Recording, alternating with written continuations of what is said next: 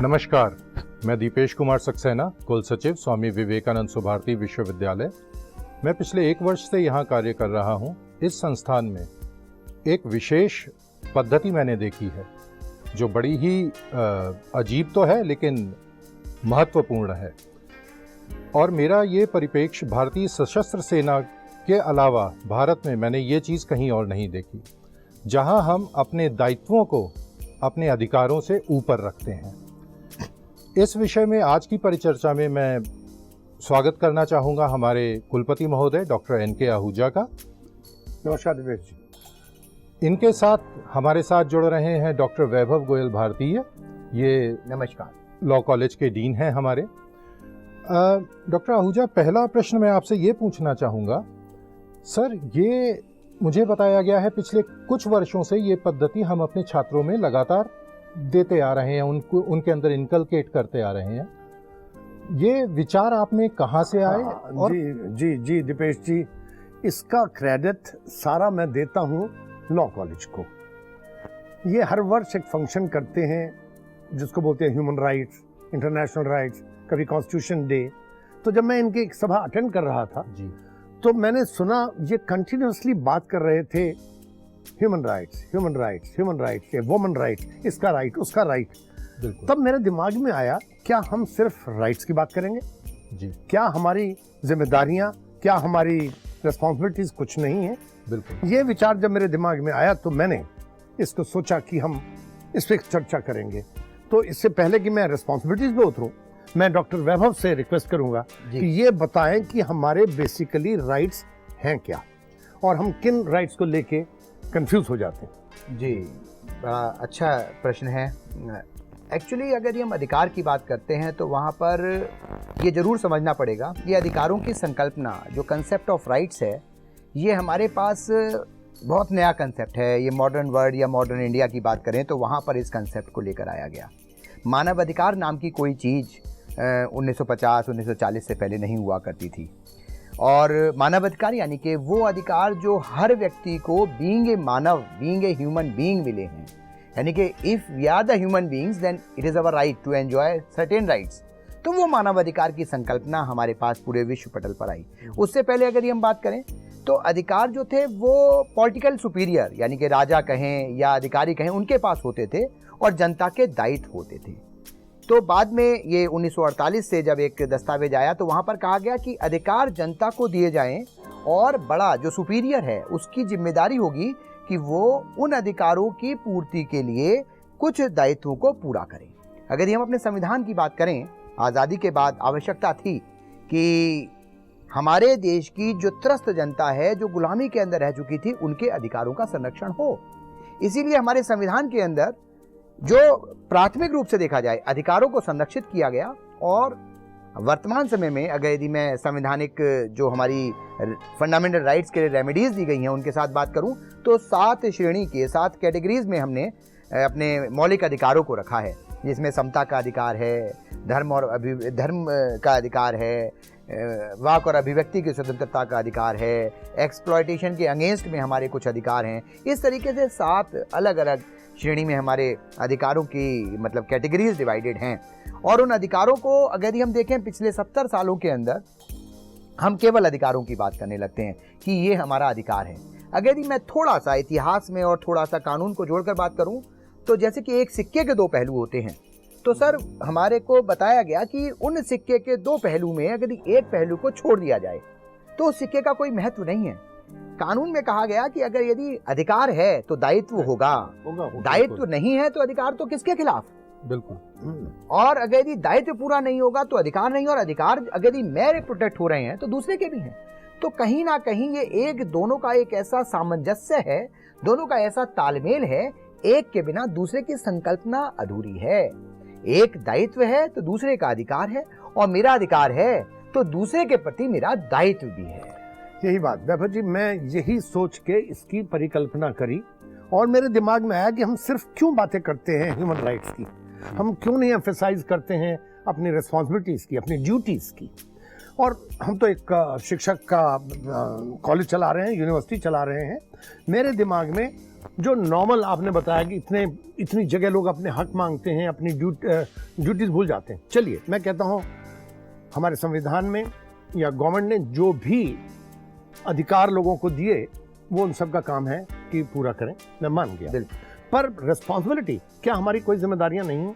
अगर हम इस विश्वविद्यालय की बात करें तो मैं कहूंगा कि सबसे पहले तो मेरी ही क्या जिम्मेदारियां हैं, बिल्कुल आपकी क्या जिम्मेदारी है, आपकी क्या जिम्मेदारी है, क्या हमारे अध्यापक अपनी ड्यूटी पूरी कर रहे हैं जी। अधिकार मांगने के लिए तो सब लोग तैयार हैं जी, पर क्या अपनी ड्यूटीज पूरी करते हैं, अपनी रिस्पॉन्सिबिलिटीज पूरी करते हैं? हमारी ड्यूटी क्या है? हम अपने बच्चों को, अपने विद्यार्थियों को पूर्ण रूप से शिक्षित करें जी, उन्हें हॉलिस्टिक इंफॉर्मेशन दें, उन्हें एक अच्छा सिटीजन बनाएं जी। तो हमें हर पहलू को लेकर चलना, ये हमारी जिम्मेदारी जी। विद्यार्थियों की तरफ से देखें तो विद्यार्थी की क्या जिम्मेदारी? मेरे हिसाब से दीपेश जी सबसे पहली जो जिम्मेदारी है विद्यार्थी की वो उसकी अपने प्रति, बिल्कुल अपने से ईमानदारी, अपने से ईमानदारी, अपनी जिम्मेदारी, अपनी ड्यूटीज पूरी करे। वो यूनिवर्सिटी में वो किस लिए आया है, किस लिए उसने एडमिशन लिया है, उसको अपना एक कैरियर बनाना है, अपना एक डिसिप्लिन रह के अपना कोर्स पूरा करें, वो उसकी अपने प्रति है, तभी वो जिंदगी में सफल हो पाएगा। उसकी दूसरी जिम्मेदारी होती है उसके माँ बाप के प्रति। उसके माँ बाप पता नहीं कितनी मुश्किलों से कितने पैसे खर्च के उसको वो शिक्षा के लिए पैसे खर्च रहे हैं, उसकी जिम्मेदारी है अपने माँ बाप के प्रति, क्या वो पूरी कर रहा है? तीसरी शिक्षा उसकी जिम्मेदारी हो जाती है अपने अध्यापकों के प्रति, अपने यूनिवर्सिटी के प्रति, अपने इंस्टीट्यूशन के प्रति। और जब वो ये सारी यूनिवर्सिटी की अपनी पूरी जिम्मेदारियां करेगा, रिस्पॉन्सिबिलिटीज निभाएगा, तो दूसरों के अधिकार तो अपने आप पूरे होंगे ही होंगे। अगर उसने अपनी जिम्मेदारी पूरी कर दी तो मेरे अधिकार उसने पूरे कर दिए, कि जो मेरा अधिकार है कि मेरे को एक अच्छा विद्यार्थी, डिसिप्लिन स्टूडेंट मिले, एक मेरे देश की प्रगति में भागीदार हो, तो उसने अपनी रिस्पॉन्सिबिलिटीज पूरी निभानी होंगी। और ड्यूटीज जब यहाँ पर मैं कहूंगा जी, अगर यदि उसने अपनी जिम्मेदारी पूरी कर दी तो जिम्मेदारी पूरी करने का मतलब उसने अपने सारे अधिकारों को संरक्षित कर दिया। That's it. क्योंकि अगर यदि जैसा कि आपने कहा कि उसने प्रॉपर तरीके से पढ़ा, अपने प्रति ईमानदार रहा, माता पिता के प्रति अपनी जिम्मेदारी पूरी करी, विश्वविद्यालय और कॉलेज के प्रति अपनी जिम्मेदारी पूरी करी, इसका मतलब अगर इतना कोई भी बच्चा कर पाता है तो कहीं ना कहीं वो अपने हिसाब से वो शिक्षा प्राप्त कर पाएगा जिसकी आज हमें जरूरत है। आज वैश्विक परिवेश में जिस शिक्षा की जरूरत है वो प्राप्त करेगा और उसके सभी अधिकारों का संरक्षण हो जाएगा। उसी का नहीं, दूसरों का भी हो जाएगा। मेरा दीपेश जी, आपने जब ये सवाल पूछा कि ऐसा मेरे दिमाग में क्यों आया, तो जब मैंने ये सोचा कि अगर हर विद्यार्थी, हर टीचर, हर एडमिनिस्ट्रेटर, हर वर्कर अगर अपनी रिस्पॉन्सिबिलिटी पूरी करता है तो दूसरों को उनका अधिकार अपने आप मिल जाएगा। नहीं, बिल्कुल आप मेरी बात समझ रहे हैं? अब जैसे हम नारी तरफ के लेते हैं कि लोग कहते हैं कि जी वुमेन प्रोटेक्शन की बातें हम करते हैं। अगर हम जिम्मेदार हैं, अगर हम अपना चरित्र, अपना चाल चलन ठीक रखते हैं तो दूसरी की नारी की तो प्रोटेक्शन अपने आप हो गया, उसके अधिकार उसे अपने आप मिल गए। बिल्कुल, this is what exactly my philosophy was, कि मैं अपने हर विद्यार्थी को, अपने हर टीचर को सिर्फ एक ही चीज के लिए मजबूर करूं। मजबूर करने का मेरा मतलब है कि उनको शिक्षित करूं, इस लाइन पे लाऊं कि वो अपनी रिस्पॉन्सिबिलिटी पूरी करें। क्या हमारा अधिकार नहीं है कि हम अपने स्टूडेंट्स को अच्छी तरह पढ़ाएं, उनका पूरा ख्याल रखें, उनका वेलफेयर देखें? अगर हमारा काम पढ़ाना है, होलिस्टिक के साथ साथ में उनका वेलफेयर देखना भी तो हमारा ही काम है ना। ये कहें कि जिम्मेदारी से ही अधिकारों का जनन है। एग्जैक्टली अगर यदि मैं समझ पा रहा हूँ कि अगर हम अपनी जिम्मेदारी निभा रहे हैं तो हमारे अधिकार संरक्षित हैं, तो हमारे अधिकार ऑटोमेटिकली पुष्पित और पल्लवित होंगे। एग्जैक्टली तो इसका मतलब ये है कि पहले संविधान में जैसे बोला गया कि हमारे अधिकार क्या है, पहले कर्तव्यों का या दायित्वों का उल्लेख नहीं रहा। बाद में किस वजह से किया गया, नहीं, वो यही वजह है। नहीं, यहाँ पर मैं थोड़ा सा टच करूंगा, ज्यादा नहीं, क्योंकि चर्चा आम लोगों के लिए है जी। पहले हमारे मौलिक अधिकार, फिर कर्तव्य सरकार के, जिसे हम directive principle of state policy कहते हैं, कि वो अधिकारों का संरक्षण सरकार किन दिशा निर्देशों के अंदर तैयार करेगी। अगर ये मूलभूत संविधान की बात करें तो फंडामेंटल ड्यूटीज नहीं थी जी, बिल्कुल। इनको हमने संशोधन के बाद अपने संविधान के अंदर समाहित किया, जो पहले 10 थी और आज की तारीख में 11 है। अब अगर यदि मैं 11वीं फंडामेंटल ड्यूटी की बात करूंगा सर आपसे जरूर मुताबिक होते हुए, कि वो है माँ बाप का कर्तव्य कि बच्चों को पढ़ाएं 6 से 14 साल। 6 से 14 साल, बिल्कुल। उस फंडामेंटल ड्यूटी को इंट्रोड्यूस करते हुए हमारे पास राइट टू एजुकेशन एक्ट आ गया। कहने का मतलब हर बच्चे का अधिकार है कि वो शिक्षित हो, रिगार्डलेस किसी भी कास्ट, क्रीड, कल्चर कहीं का भी है, लेकिन उसको शिक्षा मिलेगी। अब उस शिक्षा के साथ प्रदेश का दायित्व कि अगर ये शिक्षा कब मिल पाएगी, जब वहां पर संसाधन है, स्कूल है।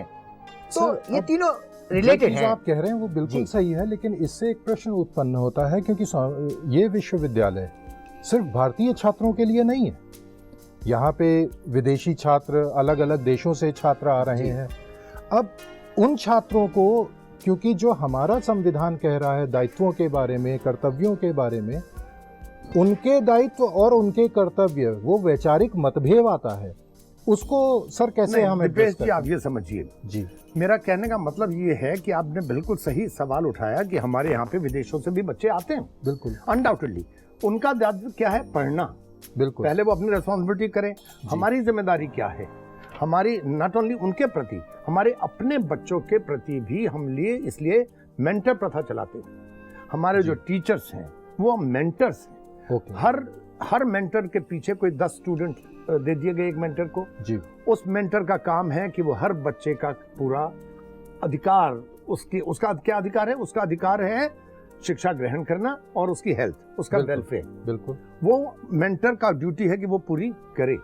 तो अब मेंटर की रिस्पॉन्सिबिलिटी हो गई कि वो उनको ध्यान कर रहा है। यही सोचते जब आपने फॉरेन स्टूडेंट्स की बात करी तो हमने यहाँ पे दूसरी प्रथा, वैभव जी आपको तो याद ही होगा, हमने शुरू करी, उसको मैं बोलता हूँ बड़ी प्रथा, कि हर विद्यार्थी के साथ, फॉरेन के स्टूडेंट के साथ एक इंडियन स्टूडेंट लगा दिया गया जो वो उसकी मदद करेगा, बड़ी है, उसका दोस्त है, उसकी लैंग्वेज को कुछ समझने की कोशिश करेगा, अपनी लैंग्वेज को समझाने की कोशिश करेगा, लोकल कल्चर बताएगा, ताकि वो वैचारिक मतभेद कम रह सके। और उनकी रिस्पॉन्सिबिलिटी है वो अपने माँ बाप को छोड़ के हमारे विश्वविद्यालय में बैठे। बिल्कुल, तो हमारा धर्म है, हमारी रिस्पॉन्सिबिलिटी है कि हम उन बच्चों का ध्यान रखें हर तरीके से, साथ ही शिक्षा का। साथ ही अगर यदि हम बात करें, यहाँ पर हमारी ड्यूटी वैसे भी आ जाती है कि वैश्विक परिवेश में रहते हुए जी हम मतलब हर व्यक्ति के साथ समानता और भाईचारे के हिसाब से रहें। और अगर यदि हम बात करते हैं समानता और भाईचारे की, तो वहाँ पर मतलब इस तरीके का जो मतभेद वाली सिस्टम है वो कहीं ना कहीं खत्म होता दिखता है। और जो बड़ी वाला सिस्टम डेवलप हुआ उसको हमने देखा अपने विश्वविद्यालय में कि जब एक जो विदेश से आ रहा है, फॉरेन से बच्चा आ रहा है, इवन कई बार मतलब यहाँ पर हमारे देश के अंदर ही नॉर्थ ईस्ट के जो बच्चे होते हैं, कई बार वो अपने आप को थोड़ा अलग महसूस करते हैं। तो उनके साथ जब हम अपने उसी मतलब लोकल एक बच्चे को एक कनेक्ट कर देते हैं कि भाई आप इनको गाइड कीजिए, तो वास्तव में वो नॉर्थ ईस्ट के बच्चे ऐसा महसूस करते हैं कि that they are living in their home. मैंने कभी महसूस नहीं करा उनकी जो भी कंप्लेंट्स, क्योंकि कई बार वो एक रीजनल बैरियर, कई बार ऑफिस वो आने में हेजिटेट करते हैं ऑफिस तक, लेकिन अपने क्लासमेट के साथ वो सारी चीज़ों को बड़े ही तरीके से सारी बातों को समझ लेते हैं। और फिर प्रॉब्लम बचती है, कई बार वो अपने मित्र के साथ हमारे पास आते हैं कि सर इनकी ये प्रॉब्लम है। जब हम उनसे डायरेक्ट इंटरेक्ट करते हैं तो वो एक बेहतर तरीके से अपनी बात समझा पाते हैं।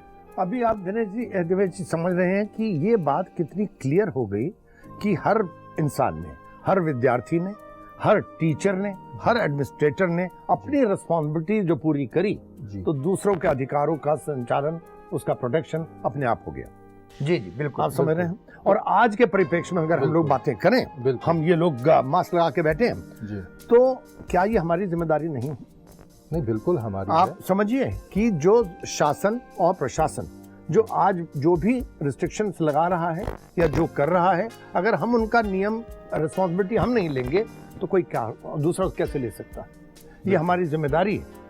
हर जिम्मेदारी हमें निभानी होगी कि जो भी शासन ने रिस्ट्रिक्शंस लगाई हैं वो आपके भले के लिए, आपके परिवार के भले के लिए, देश के प्रति के लिए, सोसाइटी के लिए है। तो आप समझ के चलिए, रिस्पॉन्सिबिलिटी फर्स्ट। अगर आप अपनी रिस्पॉन्सिबिलिटीज पूरी कर रहे हैं तो दूसरे के अधिकार अपने आप हो गए। अगर मैं अपने आप को प्रोटेक्ट करके चल रहा हूं, ये सिर्फ अपने लिए नहीं कर रहा हूं, बिल्कुल मैं आपको साथ में प्रोटेक्ट करके चल रहा हूं। तो इसीलिए मैं कहता हूं कि आज जो भी चीज है, अगर आप अपनी रिस्पॉन्सिबिलिटीज का पालन करते हैं, मतलब आई वाज सरप्राइज्ड रियली कि ये बात हमने तो 2 साल से कर रहे हैं हम लोग जी। इवन हमारे प्रधानमंत्री जी ने और हमारे डिफेंस मिनिस्टर ने भी ये स्लोगन उठाया। उन्होंने भी यही कहा कि रिस्पॉन्सिबिलिटीज फर्स्ट, duties later. जी जी मैं यहाँ पर एक बात कनेक्ट करना चाहूँगा, जैसे कि हम अपने सुभारती कैंपस की बात करें, यहाँ पर जगह जगह पर आपने देखा होगा, तो मैं इसलिए कह रहा हूँ क्योंकि अभी आपको एक बार 3 अलग अलग कलर के डस्टबिन रखे हुए हैं जी।